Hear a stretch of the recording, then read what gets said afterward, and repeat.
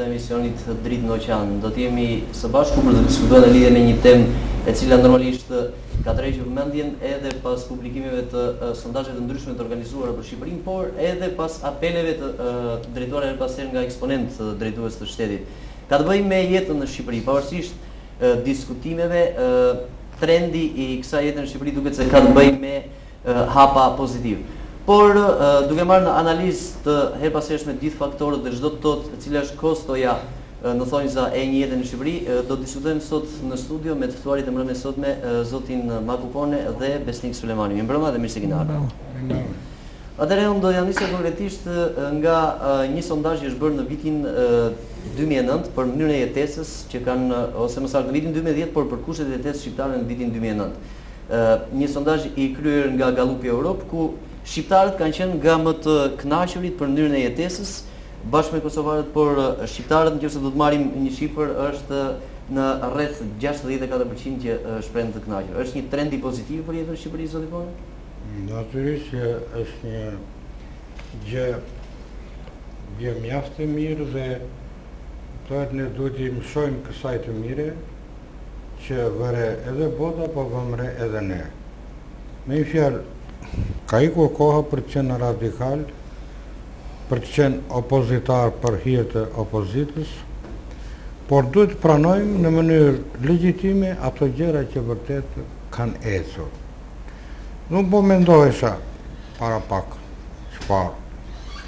Nëse një shqiptar ka ikur në 91-shin, edhe asnjëherë nuk është kthyer në Shqipëri dhe nuk ka pasur asnjë lloj lidhjeje, domethënë qoftë edhe me internetin, qoftë edhe me emisionet që transmetohen nga media të ndryshme ku bëjmë pjesë edhe ne, televizioni Apollon, sigurisht që ai do të pësonte një habi, një tronditje, sepse nuk e ka lënë kështu Shqipërinë. Kjo është një vërtet absolute. Hapat janë bërë, si thosh, të pandijshme, por vit pas viti, mandat pas mandati, qeverit që kanë zëvendësuar njëra tjetrën, në fundit kanë bërë për Shqipërinë dhe ne nuk duhet ta mohojmë këtë për hatër, si thash, të mohimit. Për mua ka dy probleme kryesore që përmblidhen në një.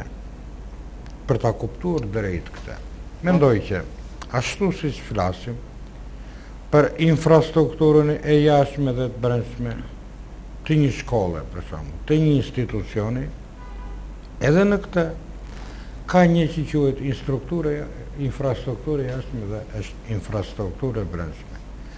Çfarë bie në sy? Që pikërisht infrastruktura jashtme është më e avancuar, është më e qytetëruar, me bumin e ndërtimeve, me rrugët, me sistemimet brenda qyteteve, me lulishtet, parqet çlodhëse, dhe të gjitha këto të marra në tërësi do ta quaja infrastrukturën e jashtme, do thosh një pamje panoramike e një Shqipërie e parë nga lartë, ose dhe brenda aty për gjithmonë që ka të bëjë me anën e jashtme, me gjeografinë. Pra është një konstatim i lehtë krahasues nëse do të bëjmë kalimin edhe me vitet paraardhëse. Po, kjo bie me një shikim pamor, me një pamore, kjo bie në sy. Tashi do të vim tek ajo që do ta quajnë infrastrukturë e brendshme. Nuk mund mohohet që ka ecuri dhe nuk duhet kuptuar se ecuria e jetës së një shteti, të një vendi, të një federatë shtetesh, domethënë të shtetet federale, nuk të marrë ecuria në blok, domethënë, edhe këtu ka si thosh disa raste. Në rrethin e parë ne do ta marrim në blok edhe në tërësi do ta shikojmë jetën në zhdrejtime ajo ka avancuar. Dhe po të ndash rreth pas rrethi, vëre që në gjërat e brendshme, ku nuk ka hyrë mendoj aq tepër ai që bën këto statistikat, monitorimet, domethënë ai merr edhe këto kategori shoqërore në blok.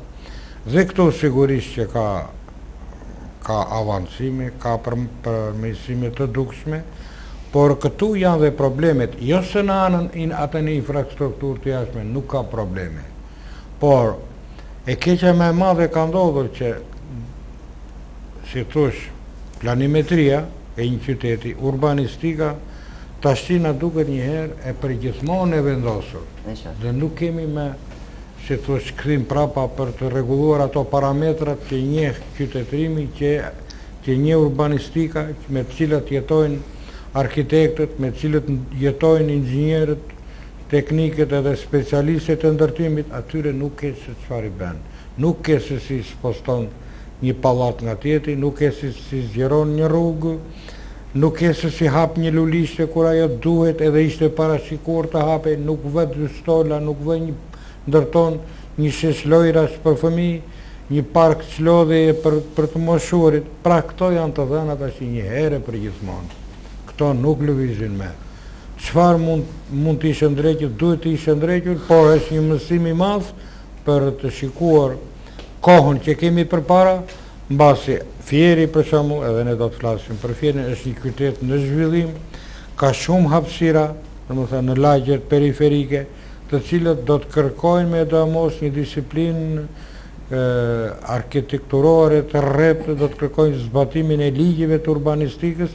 Pra, sa për ta qelur, probleme kemi edhe në të anën e jashtme, edhe në anën e brendshme, por gjithsesi ne na intereson që të thuhet fjala e mirë, domethënë pa e lidhur me politikën, por duke e lidhur me politikën shtetërore.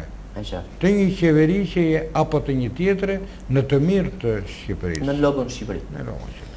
Zoti Sulemani, duke patur parasysh dhe krizën që ngërtheu ndërkombëtare, do thoshë në vitin 2009, pavarësisht këtij fakti, shqiptarët kanë treguar një rritje për sa i përket standardeve të jetesës në atë anketim që është kryer nga Gallup Europë, dhe 10% më tepër se në vitin 2008 janë shprehur të kënaqur nga standardi i jetesës, çka e ka çuar në 54% shqiptarët që ishin të kënaqur me standardet e jetesës gjatë vitit 2009. Si mund të përkthehet ky fakt? Në fakt është realitet që viti 2009 ka qenë një nga vitet më të mira për shqiptarët për sa i përket përmirësimit të kusheve të jetesës apo standardit ekonomik. Duke marrë parasysh edhe problemet e shumta, pasi ky është përcaktuar për këto 20 vjet. Po. Problemet e shumta, domethënë problemet e shumta në lidhje me papunësinë e vitit 91, prishja e ndërmarrjeve, privatizimet, strategjitë e ristrukturimeve të tjera, krijuan probleme të mëdha punësimi, gjë që ndikoi drejt për drejt në rritjen e nivelit të varfërisë, madje edhe urisë. Pastaj vinë vitet e mbrapshme të 97-s që tashmë dihen, dhe ka qenë një periudhë që sa herë kurba e standardit rritej, ndodhte diçka dhe ajo binte përsëri. Madje binte aq fuqishëm 2 herë më shumë në raport me ngritjen. Dhe duke krahasuar këto probleme që ka pas shqiptarët, unë mendoj që ky ka qenë viti, domethënë më i mirë real, për të cilën kanë ndikuar shumë jo vetëm investimet e qeverisë shqiptare, por edhe ndërhyrjet e donatorëve të huaj, që kanë pas interes të madh për të investuar në Shqipëri, në fushën e infrastrukturës apo turizmit, që është nga bazat kryesore të rritjes standardit jetik të zonave që kanë turizëm, po edhe të tjerëve që përfitojnë përmjet turizmit urban apo agroturizmit e të tjerë, se sektorët të tjerë. Mendoj që edhe ajo që tha ty është një element shumë i rëndësishëm, duke ditur që ky vit ka qenë dhe viti i kulm, i pikës kulmore të krizës botërore. Dhe pikërisht në këtë vit ne paraqitemi si ose qytetarët shprehen se jemi në kushtet më të mira. Unë mendoj që kriza botërore ekonomike që ishte fakt në vendet e zhvilluara e preku shumë pak Shqipërinë. Do të thotë që ajo më shumë u publikua ose u promovua si krizë nga mediat apo dhe nga sektorët veçantë, pasi në këtë krizë e ndjen vetëm sektorët e fasondeve që quhen do të prodhimit të industrisë lehtë, që kishin lidhje drejt për drejt me tregun jashtë, pra e merrnin lëndë e parë dhe çonin prodhimin atje, që ishte dhe problemi likuiditeteve. Ndërsa sektorët e tjerë nuk i preku kjo krizë. Pavarësisht se u tha, u shumë, kapi këtë, kapi atë. Gjithsesi, kjo tregon se në Shqipëri ka jo vetëm angazhim për të ecur përpara, po edhe qytetarët janë të predispozuar për të shërbyer vetvetes në funksion të rritjes dhe përmirësimit standardit ekonomik. Tash unë nuk e di domethënë si ka nisur ai instati apo nga i keni marrë ato domethënë sa është Gallup Europë. Po, sa është standardi, domethënë sa dollar për frymësh? Përpara disa vjetësh ka qenë $1 për ditë. Për një njeri. Sa është ai domethënë? Sa nuk ka domethënë këto janë ato që krahasohen domethënë. Sa ka qenë sa është.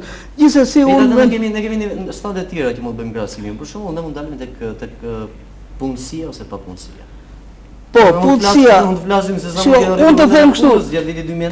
Prap nuk i ketë saktë ato. Jo ju, as unë as tjetri, sepse papunësia në vend llogaritet mbi disa kritere të përcaktuara që marrin raportin edhe nga administrata shtetërore të numrit të punëkërkuesve të papunë të regjistruar pranë drejtorive rajonale të shërbimit kombëtar të punësimit ose zyrave të punës në rrethe. Them që ne kemi diskutuar. Në raport me fuqinë aktive të popullatës në zonë urbane ose rurale. Po këto nuk tregojnë shifrën reale se jo të gjithë i drejtorat administratës shtetërore për të kërkuar punë. Pra edhe kjo gjithatë domethënë prap nuk ka. Megjithatë, ajo është e prekshme që standardi ka ndryshuar, standardi etik. Ndoshta do të flasim më vonë për raportet e çmimeve, për ballimin apo jo në lidhje me këtë standard. Atëherë zoti Pone, jemi sërish tek një tapik. Domethënë 10% më tepër se sa në vitin 2008, shqiptarët janë shprehur për standardet e jetesës janë më të kënaqur krahasuar pra në 2009 krahasuar me vitin 2008. Bëja shifrat gjithmonë janë relative. Nuk ka monitorim absolut, nuk ka dhe shifra absolute. Edhe renditja, për shembull, vendi i parë që besoj nga vendet janë vendet nordike, Suedi, Norvegji, Holland, Danimarkë të tjera.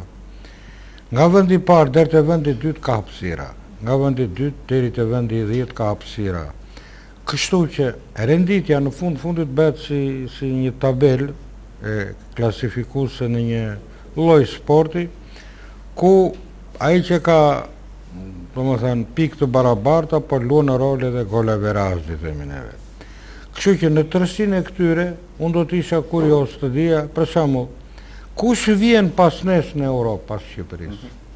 Domethënë natyrisht ne garën do ta kemi me Europën dhe në kuptimin nuk po themi që të jemi realistë, domethënë ne jemi në prag të kandidimit për Bashkimin Evropian dhe ne nuk do të hajemi me më të fortët që të mundim si thosh shtetet vjetra në zhvillim, të qytetëruara, tradicionalisht në të gjitha drejtimet dhe fushat e jetës, pra nuk do të shprehim garë me Suedin apo Gjermanin. Por ne do të kemi... Më falni bëj ndry. Normalisht ky është edhe një vlerësim subjektiv, sepse është vlerësimi vetë qytetarit që bëhet. Kuptohet, është një vlerësim subjektiv që mund të bëhet thjesht përmes një vox popi apo një sondazhi të thjeshtë organizuar. Gjithsesi, ky është pozitiv, siç e tham, ky është në fillim, por ne do të na duhet të krahasojmë të paktën me fqinjet. Do kuptohet, kemi Greqinë e cila kaloi një krizë shumë të thellë, gjë që siç e tha dhe kolegu Besova, ne nuk arritëm në atë dhe u desh të harxhohesh Bashkimi Evropian dhe të vjeshin dispozicion të Greqisë për të kaluar krizën ndoshta disa $10 miliard, gjë që është e jashtëzakonshme. Ne nuk vajtëm as u lëshuam në këtë pikë dhe duhet të mendojmë mirë për atë që kemi arritur dhe kemi vendosur piketa të forta për të ecur më tej. Këtu do të jemi realist, jo si atletar në kuptimin e përgjithshëm të fjalës, por si pjesëtar të kësaj jete, që ne jetojmë bashkë me kategori të ndryshme shoqërore. Por krahasimi me fqinjët gjithsesi është mjaft i domosdoshëm me Maqedoninë, Malin e Zi, më tej Kroacinë dhe Serbinë, më tej Bosnjën e kemi për tej Malit të Zi, për tej në Kroaci, për tej Sloveni, për të kthyer nga Serbia dhe Bullgaria, për të mbyllur me atë pjesën evropiane të Turqisë e për të kthyer përsëri në Greqi. Pra ne jemi një gadishull ku tradicionalisht na kanë lidhur shumë gjëra dhe përsa i përket edhe zhvillimit shoqëror politik të kohëve të kaluara, por kemi edhe të përbashkët edhe si etni ballkanike tiparet që na veçojnë nga bota tjetër, pozicionimi ynë, edhe kushtet historike shoqërore në të cilat janë zhvilluar këto shtete të Ballkanit. Megjithë këte, ne do të ndalemi sepse besua me të drejtë zori për shembull papunësinë dhe ne do të flasim edhe për probleme të tjera që të mos të shfrytëzohet kjo gjë nga media e një anëshme, të mos shfrytëzohet nga kahjet e politikës që ne të fryhemi, të krenohemi, sepse si që tha besua, kemi një zhvillim tranzicional gjatë 20 vjetëve. Dhe nuk është sepse një forcë politike që është apo që ishte, ajo nuk bëri asgjë dhe tash frytet e këtij sondazhi do t'i marrim vetëm ai që ka një mandat të dytë qeverisësh, njëri pas tjetrit. Pra ne do ta shikojmë si tërësi qeverisjeje, si tërësi politike dhe mbi të gjitha politikanët, sociologët, politologët e të tjerë, filozofët, po, duhet të nxjerrim mësime dhe neve, si thosh, kur bëjmë ato analizat qoftë vjetore në për institucionet tona, neve duhet i përdorim statistikat të mirë, në të mirë ose në të keq, në mënyrë që të korrigjojmë dhe të ndreqim atje ku ne nuk kemi arritur kuotat. Për të ardhur në ndim juve, fjalës ju po thoni. Pra, normalisht në qëllimi i këtij emisioni dhe i asaj që ne do nxjerrim përmes bisedës në vazhdim, nuk është për të bërë krahasime politike, sikurse e tha dhe ju, por është zhvillimi ashtu siç thatë pak më parë në logon Shqipëri. Pra, flasim për Shqipërinë, jo çka bër politika një kahu apo e kahu tjetër. Pavarësisht optimizmit, po? Domethënë, ata që kanë monitoruar në varet se cilën kanë pyetur, cilat qytete apo dhe cilët individ. Megjithatë, politika nuk hyn këtu se të gjithë jetojnë, të gjithë shkojmë barabartë, çmimet janë barabarta për gjithë, apo dhe kushtet e jetesë apo punësia dhe probleme tjera. Unë mendoj që krahasimi nuk mund bëhet me vendet e tjera të zhvilluara, pa përmendur Gjermani, Franca, që kanë qenë superfuqi para 1 apo 2 shekuj, është shkallë tjetër i tabelës. Që kanë sunduar botën me teknologji të tjerë, madje nuk mund të bëhet edhe me shtetet fëqinj, pasi ato kanë ardhur nga shtetet konsoliduara. Maqedonia e ka pas të ngritur infrastrukturën, ka pas të ngritur tregun, e ka pas të ngritur edhe superstrukturën, që kontrollonte infrastrukturën dhe veprimtarinë ligjore të gjithë institucioneve apo dhe bizneseve. Qoftë Maqedonia, Malizi, po dhe Bosnja ka qenë brenda një federate shumë zhvilluar, një superfuqie nga ana ekonomike dhe edhe në anë tjera. Pra nuk mund ta bëjmë krahasimin. Madje unë them që edhe krahasimi nuk mund të bëhet as me një gjerman, pasi një gjerman është i pakënaqur krahasuar me këtë në pashë, sidomos vendet e eurozonës. Dhe nuk marr përsipër individin apo këtë ose atë. Po të ndjekish me vëmendje, domethënë, kronikat nga pikpamje profesionale në stacionet gjermane apo dhe Euronewsin, ne shikojmë që ka probleme me shoqëritë, me kompanitë huaja, qytetarët janë pakënaqur, thonë rritet çmimi. Prandaj unë nuk mendoj që mund të bëhet një krahasim. Kjo pakënaqësia ka të bëjë gjithmonë në lidhje me standardin e vendit ku jeton. Standardin, ata janë mësuar me një standard më të mirë dhe nuk është atë që vërtet mund të jetë i pakënaqur krahasuar me vitin e parshëm një gjerman, por nuk mund të bëhet krahasimi i standardit jetesës në Gjermani krahasuar me Shqipërinë. Po këtë po them. E thash që në fillim nuk mund të bëhet ky krahasim. Megjithatë, pavarësisht optimizmit që kishim në shifra dhe që thamë shqiptarët, pjesa dërmuese e tyre në këtë sondazh të bërë nga Gallup Europë shprehen të kënaqur nga mënyra e jetesës në 2009, një shifër e konsiderueshme, jo pak, por 41% të këtyre të anketuarve, po i drejtojmë sërish këtij anketimi, do të dalim më vonë edhe në shifra të tjera, janë shprehur se janë larguar pjesëtar familjes në 5 vitet e fundit për jashtë Shqipërisë. Kjo duket sikur e rrëzon atë kënaqësi të shqiptarëve të shprehur këtë sondazh. Tash ne kemi parasysh se ndër shkaqet kryesore të mira ishte çarja e shqiptarëve nëpër Europë, të cilët afërsisht bëhen 1.800.000 ose 1 milion vetë, dhe nuk janë pak, është 1/3 e popullsisë, e cila jep një ndihmë të jashtëzakonshme jo vetëm familjes, por në tërësi të ardhurave të shtetit, të fuqizimit të bankave, të fuqizimit të tregut, të hapjes së bizneseve. Ka mjaft të shqiptar me 10 dhe me qindra që e kanë gjetur veten në Shqipëri, kanë hapur bizneset e tyre.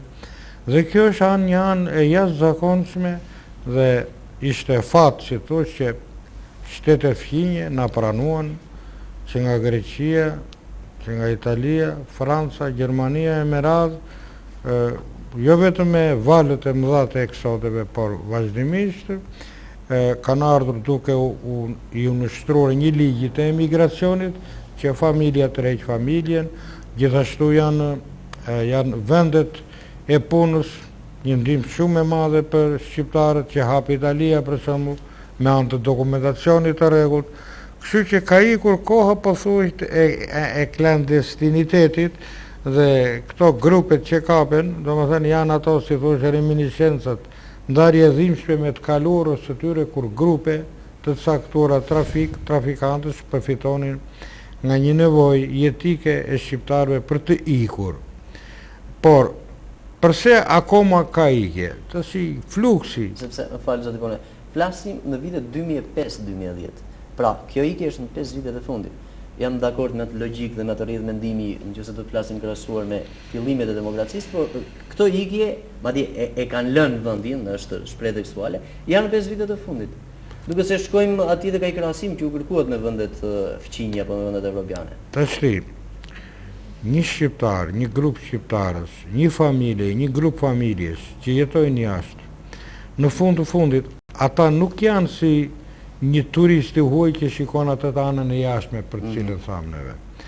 Ai jo vetëm i di plagët e brendshme të familjes, të një kategorie shoqërore dhe në tërësi të shoqërisë, gjë që nuk i di ai huaj, se ai nuk futet në familje, dhe ne nuk kemi patur në një grup turistësh na ketë ardhur për vizitë, thotë, po unë duhet di si jeton të në familje, si e me strejimi, sa dhoma ke, si ushqes, çfarë të ardhura ke, të zyrtarizuara, çfarë të ardhura shtesë ke, këto shqiptarët i dinë.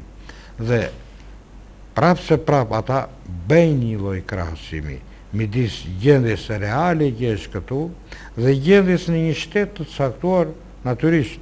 Nuk mund bëhet fjalë që ne të krahasojmë me Shtetet Bashkuara të Amerikës edhe me Kanadan, por me Meksikën edhe me një grup shtetesh të Amerikës së Jugut edhe mund të krahasojmë edhe atje mund të jetë shkëlqimi i jashtëm. Unë i them me shumë shkëlqimi të jashtëm. Iku koha që shqiptarët të mahniteshin nga Akropoli, nga bukuritë e rrugëve, nga deti, nga anijet, nga qytetet satelit Selanikut që janë vende turistike, iku koha dhe ai bën ballafaqime me veten, po unë dhe familja ime, thot. Kur do të mbrim në këto ku ai jeton, dhe shikoj të mos harrojnë, sepse ai ka vajtur e shmbartur me familje dhe ai do të kthehet në Shqipëri kur të sistemoj ata fëmijët po dalin në jetë atje, po mbarojnë shkollat, po mbarojnë fakultetet, po punësohen. Dhe këto, si thosh, është hedhje rrenje në emigracion. Pastaj ka fluks brezës, qarkullim brezës, të cilët ne si shqiptar jemi ndër vendet ose ndër popujt më me taban të botës përsa i takon advetarisë. Unë këtë jam i bindur. Ne kemi pasur një advetari në gjak, domethënë që nga koha për të mos thënë që nga Ilirët, për të mos thënë që nga koha e lavdishme e Skënderbeut, për të ardhur te lidhja e Prizrenit pavarësia dhe duke ardhur tek 40 vjetët e kaluara, të cilët e dim që na kanë në kohën e krye, gjithsesi kemi pasur. Kemi pasur gjithmonë. Nuk e di. Për të vazhduar logjikën e Profesor Magut, unë... Pra mbetemi 5 vitet e fundit, mbetemi vendi me emigrim më të lartë në rajon. Pikrisht, ajo që... Do të thënë, vetëmi arsye se shkallë kryesor i emigrimit është papunësia. Asnjëherë nuk shkon për qef, ngrej familjen, le atë që ka ndërtuar për shumë vite dhe të provoj aventurën për të integruar në atë vend ku shkon. Papunësia, dihet që papunësia në Shqipëri për shkak të reformave apo proceseve të privatizimit, ne po e vuajmë vetë këtu në Fier, po ka kudo në ndërmarrje strategjike që po shkojnë drejt privatizimit, ka rritur numri të papunëve. Dhe për rrjedhoj e vetmja rrugë zgjidhje është emigracioni. Pikrisht kjo rritje e emigracioni ka ndikuar, mendoj unë, edhe në rritjen e standardit ekonomik. Nëpërmjet të ardhurave ose remitancave që quhet me gjuhën ekonomike, familjet kanë mundur të përballojnë krizat e brendshme të rritjes së çmimeve apo të ndryshimit me jeshën të tregut që rodit jo vetëm familje, por edhe bizneset e mëdha që gjenden të pa përgatitur. Kjo ka ndikuar dhe në rritjen, pra rritja e emigracionit ka ndikuar dhe në rritjen e standardit ekonomik me ndonjë të ato familje. Mirë po, problemi është ai emigrant nuk mund të mbajë gjithmonë familjen këtu. Pasi do të integrohet, fëmijët tha maku që atje do të shkollohen, do të zënë rrenj, do të krijojnë perspektivën e tyre dhe për rrjedhoj. E di cila është kontradikta zoti Sulemani. Domethënë, kjo kënaqësi që unë thash pak më parë, e shprehur nga shqiptarët për rritjen e standardeve të jetesës në vitin 2009, shoqëruar me këtë trendin në rritje të largimit 5 viteve të fundit, sikur ka një përplasje se ku shkon. Se themi nga u realizua kjo rritje në standardet e jetesës. Kur ju po shprehni faktori kryesor janë të ardhur nga emigracioni, faktori kryesor janë të ardhur nga emigracioni. Domethënë pra kjo rritje e emigracionit, rritje e numrit të emigrantëve, ose të atyre që kanë lënë vendin ton për të punësuar diku në shtetet fqinj, kanë ndikuar pozitivisht pasi ata kanë mbajtur me të ardhur familjet e tyre. Ja, është qartë. Domethënë standardet e jetesës është nga emigracioni, po? Patjetër. Po, është për të ezauruam papunësinë. Por të mos harrojmë se tek njeriu që etja për një jetë më të mirë. Domethënë, nuk ka probleme të papunësisë në një familje ose në një tjetër, dhe në fundi sipas shifrave zyrtare, me sa më kujtohet, është 10.8 ose ato shifrat asëm janë zvogluara, do vej 15%. Domethënë kemi një numër të madh të punësuarish në shtet apo në bizneset private, të cilët gjithsesi kërkojnë një jetë më të mirë. Kërkohet ngritje page, por pse kërkohet? Ne do të shikojmë raportin në vendin tonë midis çmimeve dhe të ardhurave. Sepse sa është paga mesatare në Greqi, edhe sa është paga mesatare në Shqipëri. Të ardhurave dhe shpenzimet që përbëjnë buxhetin. Të ardhurat po, dhe shpenzimeve. Po vim të tradita i tha ty pak më parë që në kohën e ilirëve, ata duan për një jetë më të mirë, por këtu kanë familjet, kanë prindrit. Pra nuk është e thjesht të ngrihesh. Kjo nuk është e thjesht, por vetëm është edhe mbarsur edhe me konflikte brenda familjes, të cilat ne i dimë dhe ndoshta do të ndalemi edhe gjatë bisedës sonë, sepse ne nuk do ta shikojmë si një tufë të madhe me trëndafila dhe neve do të bëjmë trumpetave të fitores. Ne do të ndalemi në probleme dhe problematikën e madhe që ka shoqëria sot në shqiptare.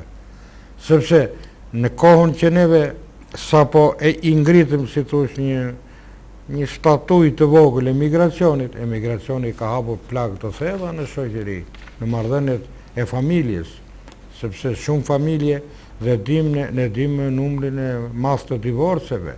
Fieri është nga pikat më të nxehta për sa i takon divorceve, po ashtu dhe në gjithë Shqipërinë. E pikërisht një nga shkaqet më serioze që na ka dëmtuar shumë është pikërisht emigracioni, se nuk janë të bashkuara të gjitha familjeve. Domethënë të gjitha familjet, është përçar familja, është ndar babai nga fëmijët, gruaja nga burri, domethënë ose gruaja ka ikur me gjithë fëmijët e burri ka ngelur këtu. Këto janë shkaqe shumë shqetësuese që na sjellin divorcet për të mos arritur pastaj edhe tek kriminaliteti. neve për ditë po shikojmë gjëra që të rëndisin opinionin. Unë mendoj që edhe politikat shtetërore ju nuk deshit të atakonit, janë faktor i rritjes emigracionit. I rritjes emigracionit, i largimit të shqiptarëve nga vendi. Rritja emigracionit duhet largimi. Politikat jo efikase ose në sektorët e bujqësisë. Pjesa më e madhe e emigrantëve janë nga zonat rurale. Pasi dihet edhe pjesa më e madhe e shoqërisë shqiptare është në ajo zonë. Mos mbështetja, pavarësisht se thuhet që subvencionohet ose bëhet, një fermer sot mund të prodhoj, nuk ka ku shet, nuk nxjerr dot shpenzimet që hedh. Ai heq nga të ardhurët e tij të brendshme familjare të siguruar për vitesh edhe investon për atë dhe nuk e garanton dot me atë investim. I detyruar nga ky fenomen, i dëshpëruar nga lodhja dhe nga mungesa e shpresës, je rrugën për të punuar të njëjtën punë në Greqitë e tjetri.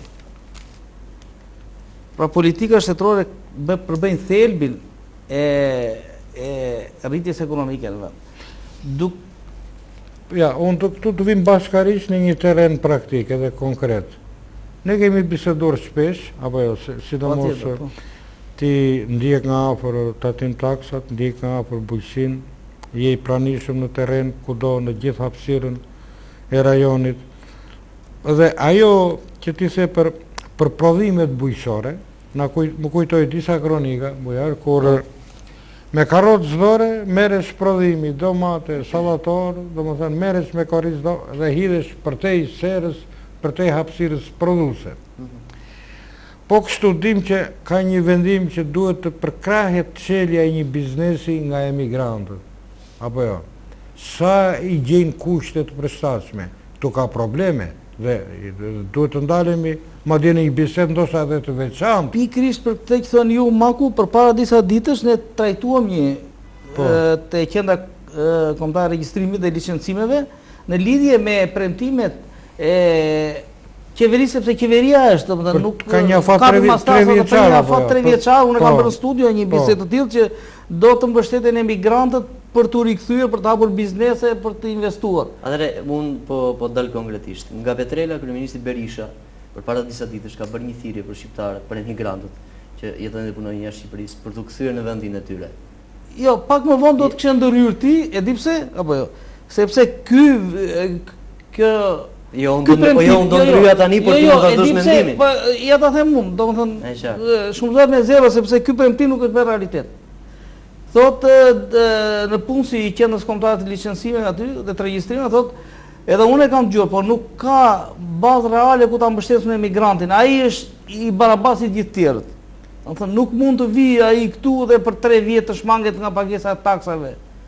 Pra, ajo pyetje që unë kisha në lidhje me këtë pikë që thash dhe me ftesën që ka bërë kryeministri Berisha, në rastin e kthimit të emigrantëve, sikurse ai ka thënë, vendi i tyre nuk është më ai i pashmi, dikushmi që nuk afronte kushte, sot ka kushte më të mira jetese. Flasim, çfarë do të bëjë një emigrant i kthyer duke lënë dhe vendin e punës në shtetin ku punon dhe të vinë në Shqipëri?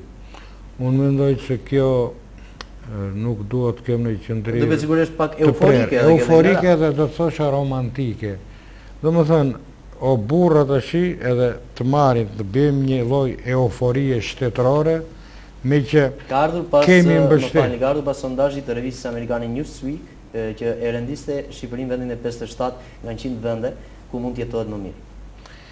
Shiko, ku mund të jetohet më mirë, ne duhet të kemi parasysh.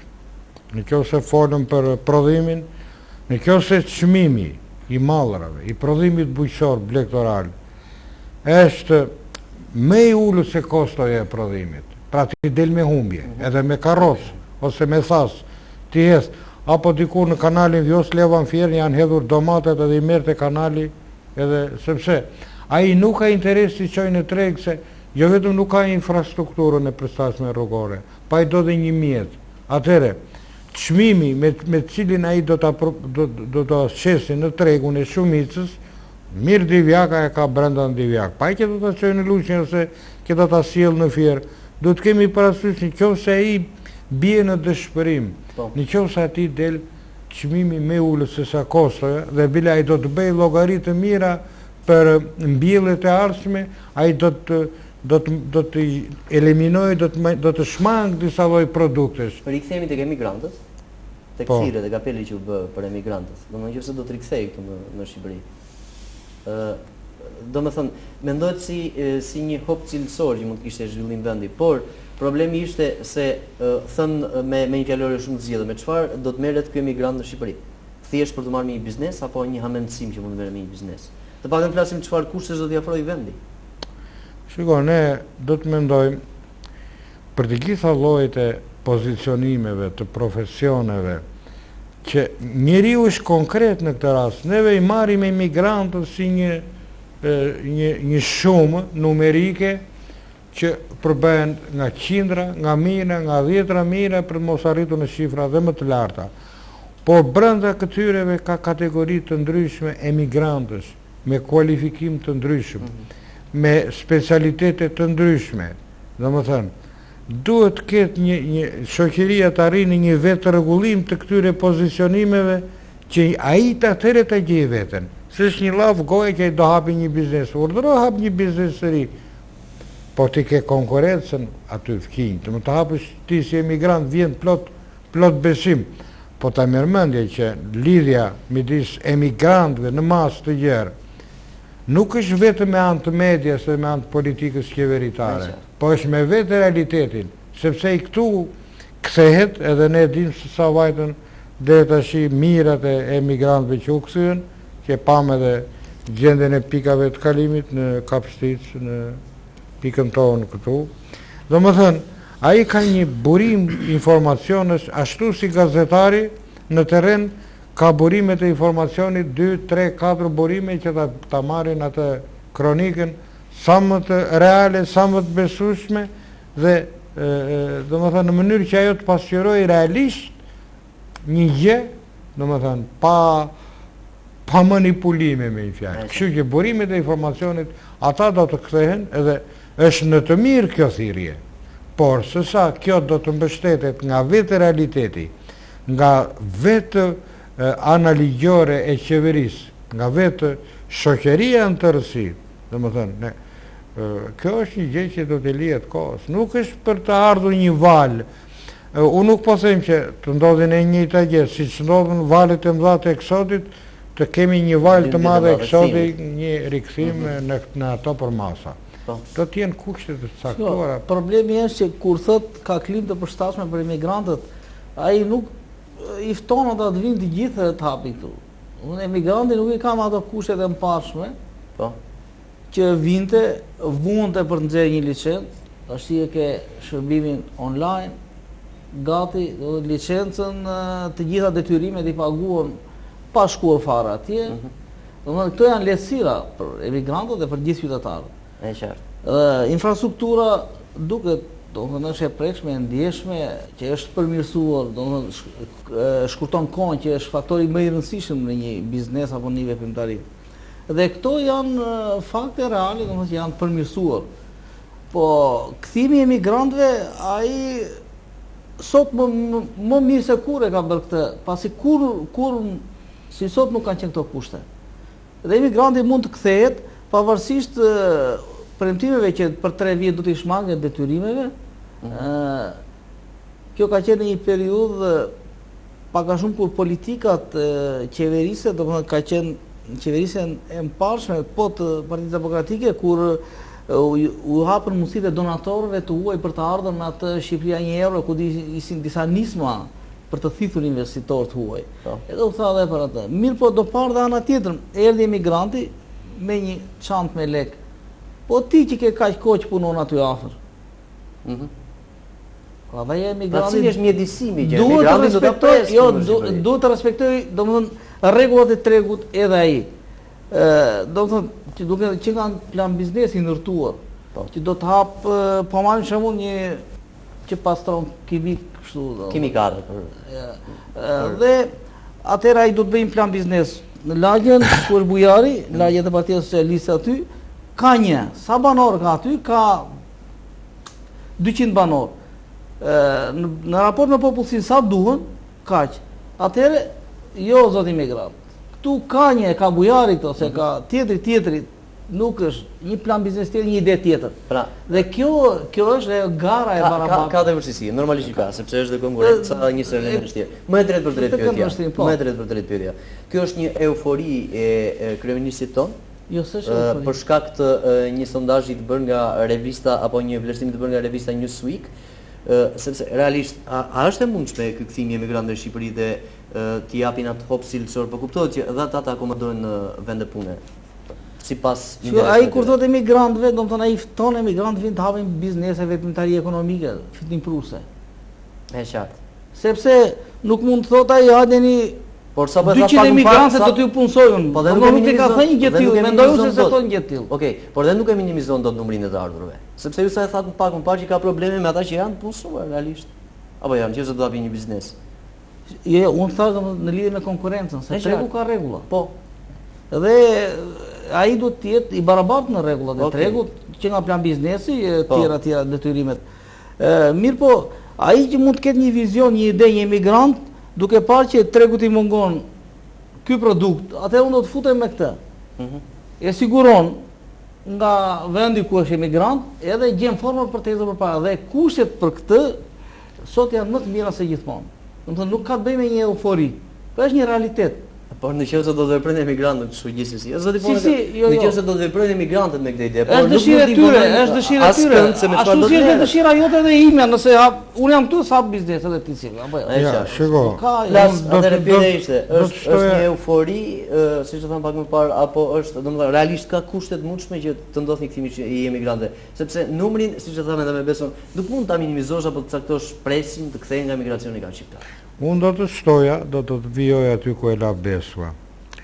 Se po i mësojmë edhe drejtës që do na kthehen 10% e emigrantëve dhe të gjithë do ta lidhim këtë me hapjen e një biznesi.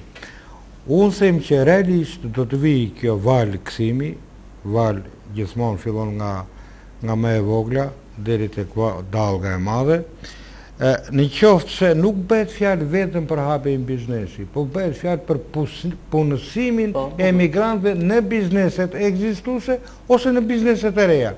Në qoftë se nuk gjenden këto kushte, domethënë ai që ka mirë të ardhurat, sepse jo të gjithë kanë të ardhur që të hapin një biznes. Atëherë ana e dytë është që ai të vijë me mend që do gjej këtu punë të një biznesi i vjetër, ose të një biznes që është në zgjerim e sipër, ose të një biznes i mesëm ose i madh që është duke u çelur.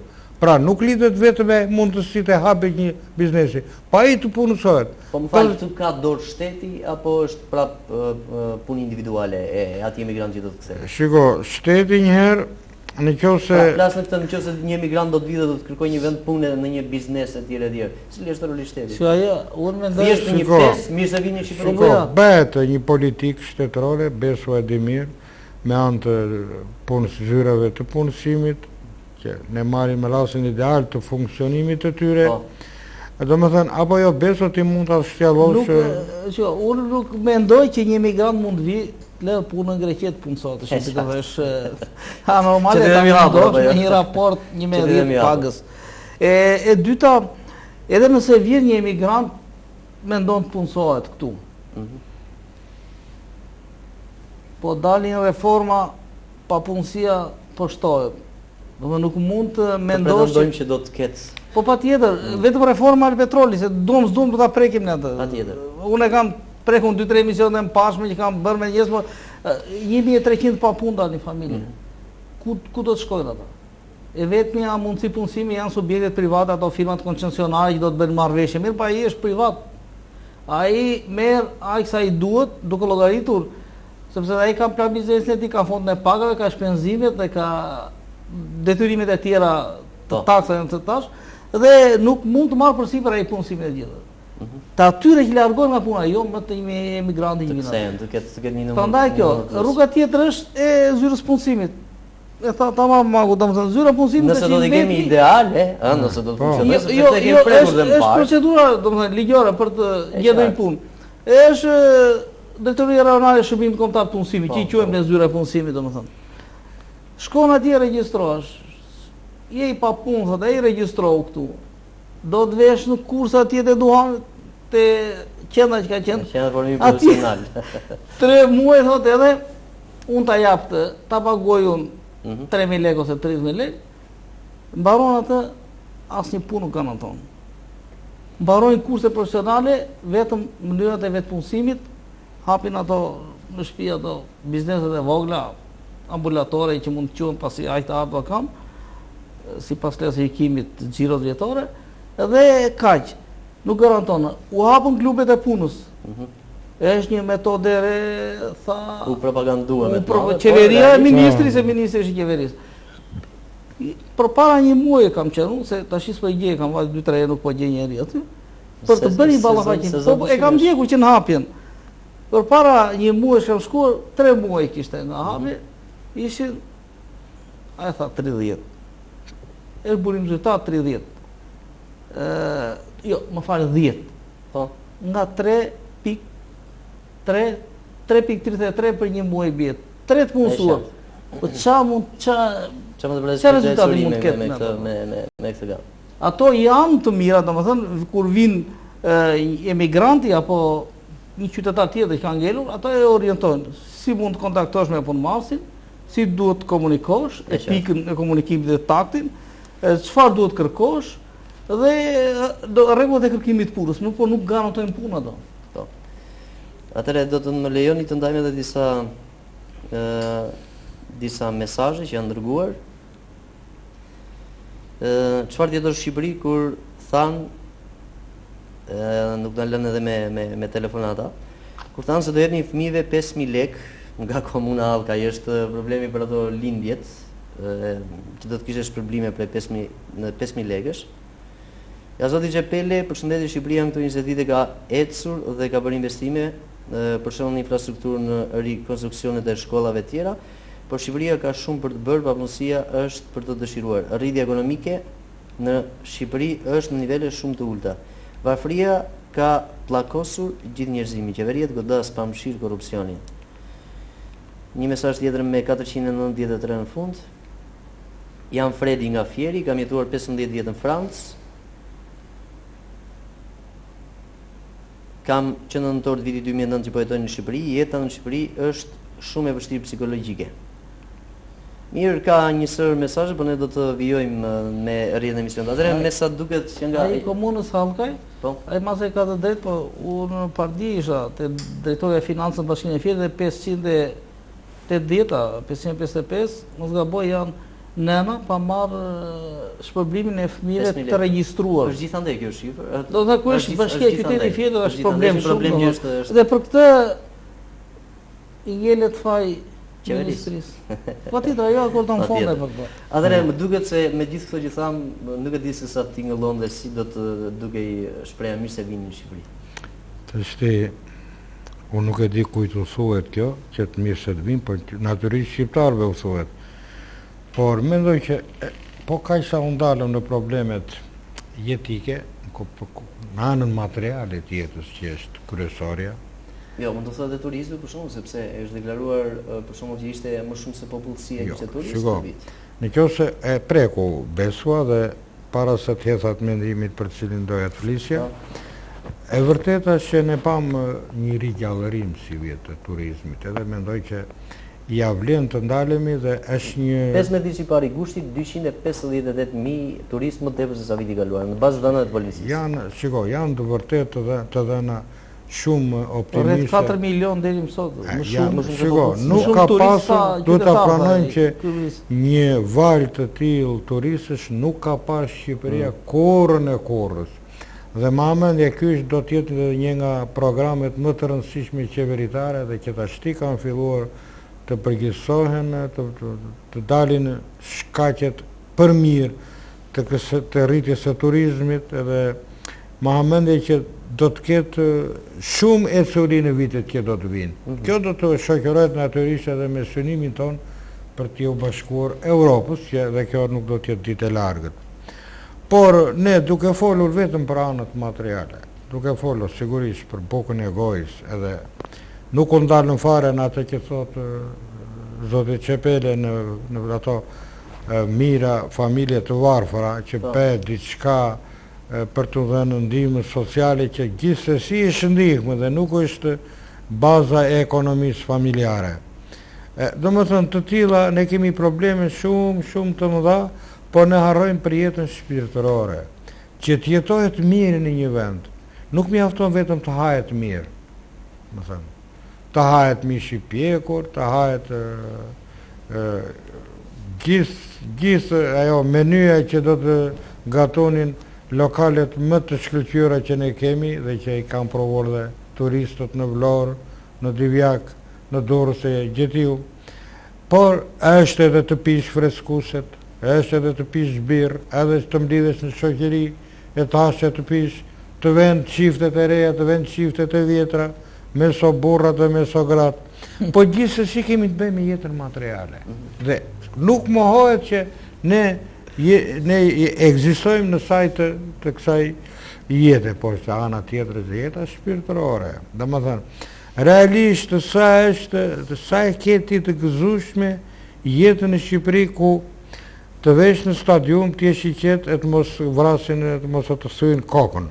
Kur stadiumet po përdoren vetëm për biznes. Kur po shiten e po blihet ndeshjet, kur Kavaja kërkon të fitoj me dhunë, me arrogancë ndaj Skënderbeut, edhe të luan të fortin e atje. Ne nuk vetë këta president që kanë bërë këtë në fakt të rregulluar për këtë vit. Po, atëherë të kemi sa më shumë këngë dhe valle, të marrim pjesë shpirtërisht. Aq sa siç botohet në gazetën në shtojcën e Milosaus, ti mund të vesh i ketë të planifikuar aty, të vesh në këtë galeri arti, në këtë galeri, në galerinë kombëtare të artit, të vesh në teatrin kombëtar, të vesh në Millennium për të parë një film.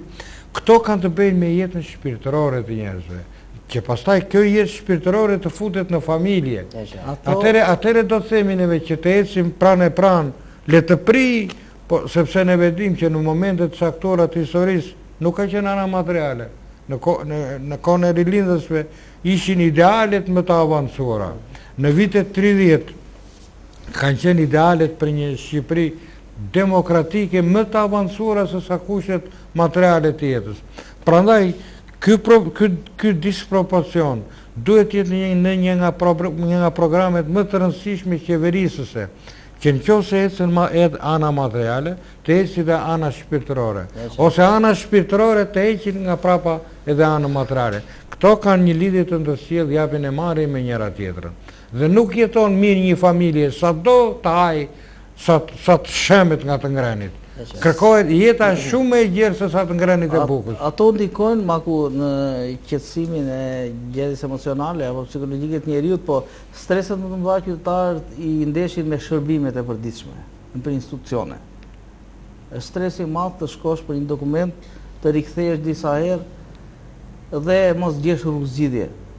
Këto janë streset pikrisht për atë mesazhin që çoi emigranti në Francë, domethënë këtu është rëndohesh nga ana psikologjike, duke nga një institucion në tjetrin, secili ka rregullat e tij të funksionimit, shkon për sportele, nuk të dëgjon, nuk të pyet, riktheu. Edhe çka tjetër beso. Ky është stresi më i madh. Do marr spundo nga një mesazh që më ka ardhur nga zoti Tafa, një mik e emisionit ton. Sa informacion, i rikthemi prapë tek emigrantët, sa informacion kanë ata për tregun e punës në përgjithësi, dhe pyetja konkrete e zotit Tafa është sa mundësi informimi kanë emigrantët për tregun e punës në Fier. Është një pyetje konkrete. Mundësi sepse nuk është thjesht vetëm një deklarat bujrum, po përdor atë fjalën turke, urdhëroni të vini në Shqipëri. Shiko, mundësitë e informacionit sot janë të mëdha, domethënë. Ka internet, ka varsa televizore, gjitha televizioneve, ashtu si e sheti edhe ai atje. Janë individuale. Unë mendoj tash informacioni zyrtar. Po. Që të marrësh informacion zyrtar, domethënë mund ta marrësh vetëm nga zyra e punës. Ai për këto projektet e reja për krijimin e mundësive, lehtësirave për hapjen e vendet punës ose për gjetjen e një pune në një subjekt privat apo shtetëror. Është qartë. Dhe gjithsecili do të interesohet për atë që intereson atij. Informacioni ndoshta nuk mungon, po unë mendoj se sa punë të bën ky informacion për zgjidhur problemin. Ky është problemi. Problemi i madh. Shiko, beso, ti ke shumë të drejtë, por nuk po them që të hapet një agjenci më vete. por informimi ka rëndësi shumë të madhe. Përveç se që mund të bëhet në mënyrë individuale, unë kam një njeri në fjerë interesohet për këtë lloj pune, por kërkohet një lloj transparence dhe një lloj ngritje opinioni për ato mundësira reale që ka. Për shembull, televizioni ynë janë sapo i dham, domethënë, publicitetin, ka kaluar sikur ndonjëherë në 35 dhe më shumë minuta. Dhe një ndër hallkat kyçe këtu janë dhe njoftimet e punësimit. Pra ne luajmë një rol. Pyetja për emigrantët. Po për informacioni tash nuk do të vijnë për. Shiko, informacioni aty nuk do të vijë deri në asnjë. Pra, nëse ai vjen këtu do ta ketë.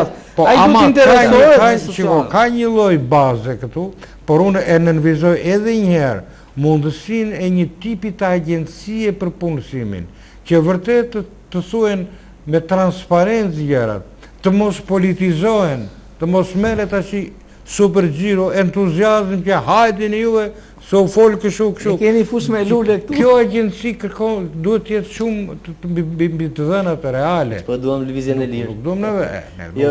Imagjino domosdoshmë që të kemi lëvizjen e lirë. Unë mendoj që problemi është këtu që zyrat e punësimit apo dhe hallkat e tjera të institucionit apo të gazeterit ministrisë nuk promovojnë, domethënë. Ata nuk punojnë me mediat për të promovuar projektet e reja që kanë në lidhje me nxitjen e punësimit apo dhe trajnimet apo kushtësi çfarë. Ne media shkon vetë e kërkon atij.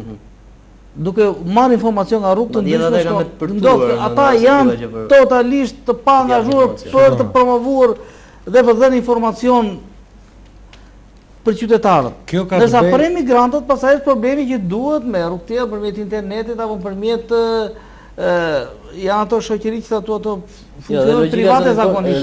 Shoqëri private do punojnë më fort, domethënë në shumë që publicitare për tërhequr, nëse ne kërkojmë diçka të tillë. Shiko, ajo ti besoj që para të rrogje vëmendjen për tërësinë e shërbimeve. Ku futet edhe kjo hallk? Futet. Mirë, po, duhet ta themi hapur që ka një qëndrim burokratik ndaj punës, një qëndrim nga jashtë, jo nga brenda, një drejtorie, një zyre, një institucioni, që ta bëjë miraku për detyrën. Se nëse ai që është në këto zyrat e shërbimeve ndaj popullit, ti ishte shitës, do të interesohesh 16 orë që ta shiste mallin e tij, që të merrte fitimin. E njëjti qëndrim kërkohet edhe ndaj administratës në tërësinë e shërbimeve, po duhet ta veçojmë punësimin, që të jetë transparent dhe të ofrohen të dhënat. Jo të vej vetëm gazetari, do të vej se do ndjek realitetin, dhe një nga detyrat më bazë të medias është informimi i publikut. Kjo ngures vjen edhe nga mungesa e punës, në fakt. Dhe ndesh në ngurësimin e njerëzve për dhënë informacion. Jo, unë kështu është bujar. Por besua tha një gjë që kur ka projekte, këto projekte pikërisht duhet bëhen të njohura. Domethënë, nëse ka një rutinë për vende pune që dihet tashmë se janë të mbingopura dhe nuk ka gjë të re, atëherë kur kemi të bëjmë me projekte, pikërisht këtu duhet të mësoj që ata ta kërkojnë në media, ta kërkojnë të prononcojnë për veten e tyre. Media ndërkohë jep bën punën e saj. Atëherë kanë një lidhje reciproke të dy, në të mirë të këtij punësimit, në të mirë të komunitetit. Atëherë ti jetosh në Shqipëri, por riskon për të mbetur i pa punë. Po e nisim prapë me temën, jemi në momentet e fundit me temën që ne kemi. Ti jetosh në Shqipëri? Po e formuloj në formë një fjalë e pyetës. Tashti, unë them që duke marrë shkas, sepse vetë puna është vetë jeta, është e kuptueshme që nuk është koha, domethënë, për të bërë thirrje. Nuk është për të bërë thirrje. Të mos kalojmë dhe e thamë, të mos na kap një eufori e tillë sa neve vetëm të bjem trumbetave, të dali banda në ato orkestra frymore në procese. Bam edhe ti bie hajdeni, do mblidhemi, po ku do vemi. Kështu që këto gjëra kërkojnë një vetë rregullim, kërkojnë masa të gjithanshme nga vetë qeveria që e aspiron dhe e dëshiron këtë, edhe nuk e vëmë në dyshim. Domethënë, këtu kërkohet një sër faktorë që të harmonizohen. Po, t'jetosh në Shqipëri? Në Shqipëri jetohet, po problemi i riskun e kanë vetë ato që generojnë vende pune. Riskun e ka biznesi, riskun e kanë kompanitë apo shoqëritë. Sot, jo më individi që nuk ka të garantuar asgjë, pasi tregu ndryshon, kërkesat ndryshojnë dhe do më thënë vetëm konkurenca është, po, se s'ka reale është kjo konkurencë, pastaj varet nga... Përgjigja me të vazhdive, gjithsesi.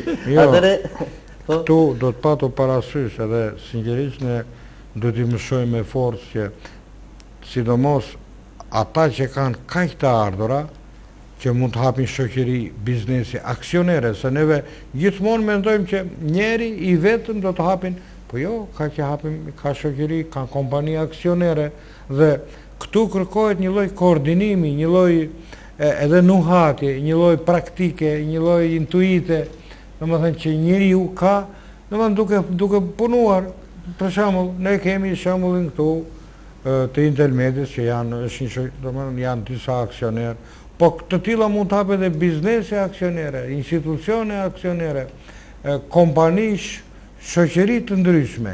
Domethënë, themi edhe duhet të nënvizojmë me forcë që të mos marrim emigrantin e veçuar, hajde ti se ç'mund të bësh Shqipëri. Po bashkimi i thoshin një fjalë, bashkimi bën fuqinë. Domethënë si mund të bashkohen një grup njerëzish, një grup emigrantësh për të hapur një lloj veprimtarie, aktiviteti ekonomik financiar së bashku. Edhe të mos e mendojmë gjithmonë që do na vijë një edhe nga një, e ç'mund të bëjnë ta të vetmuar. Duhen kërkuar forma të reja të organizimit të bizneseve. Dhe mundësi të ekzistojnë për të jetuar në Shqipëri normalisht. Po, normalisht atëre ekzistojnë. Dhe këta këto pa mbështetjen e politikave shtetërore maku janë zero.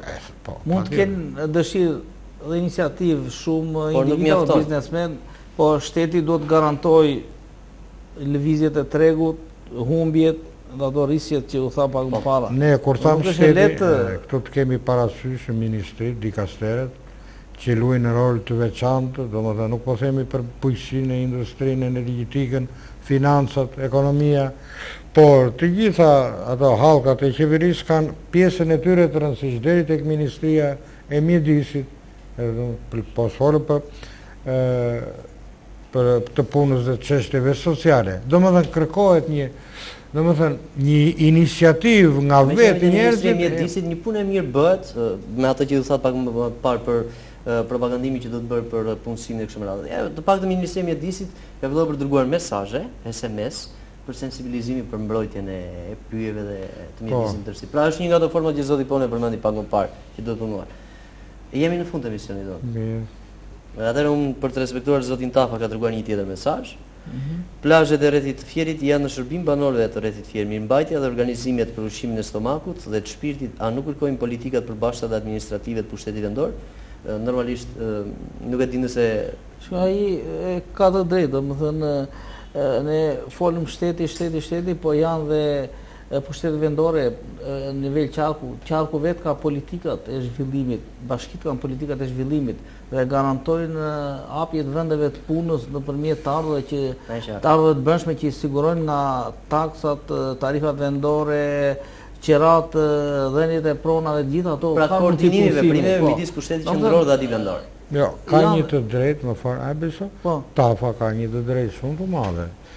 Sepse nëse në tërësi patëm një boom turistik në Shqipëri, atëre dhe me siguri analiza do të bëhet edhe për rrethin e Fierit. Nuk krahasohemi dot me Vlorën për nga potenca, por ama plazhet e kemi të mrekullueshme, qoftë Darzeza, qoftë Semani, qoftë Ndërnënasi, të ecim të kemi Divjakën, apo kemi gjithë këto plazhe të mundshme që nga Porua, Akërnia, Komuna Qendër në Vlorë, jo pa vajtu në brendësi të Vlorës, kemi një vijë bregdetare të gjithë turistike, dhe Tafa e ngre me shumë të drejtë, çdo bëjmë ne si njësi e pushtetit vendor, qoftë në rang qarku, qoftë në rang qyteti, apo në rang komunash për komunat që kanë mundësi turistike, apo i dim ne këto, kanë territorin e tyre, qoftë Libopsa, qoftë Dërmana, si e kështu me radhë.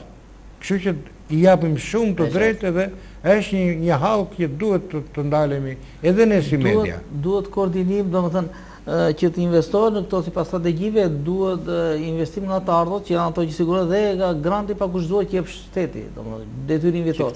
Ku shteti u fut gërshërën aty çfarë do bëj? Ato një kaj do t'i mbaj për pagat e punonjëve, do ngelen andaj. Mendojmë se apo jo mendojmë që do të ndalemi ndoshta në një analizë të tillë, në një bisedë, në një emision të posaçëm. Ne respektova për SMS-in që ka dërguar dhe nuk mund ta linim në heshtje. Atëherë kemi ardhur në fund të bisedës. Ju falenderoj që keni qenë sot pranishëm. Të jetosh në Shqipëri normalisht ka pozitivitetet dhe negativitetet e veta, por shpresojmë që me këto hapa dhe me këto ritme me cilët po ecën vendi ynë, jeta të jetë gjithmonë dhe më e bukur. Ju falenderoj dhe ju të nderuar televizionistë që na keni ndjekur deri në këtë orë. Ju kujtojmë se takimi i afërt do të jetë ditën e premte në orën 21 deri atëherë ndatë mirë dhe mirupafshim.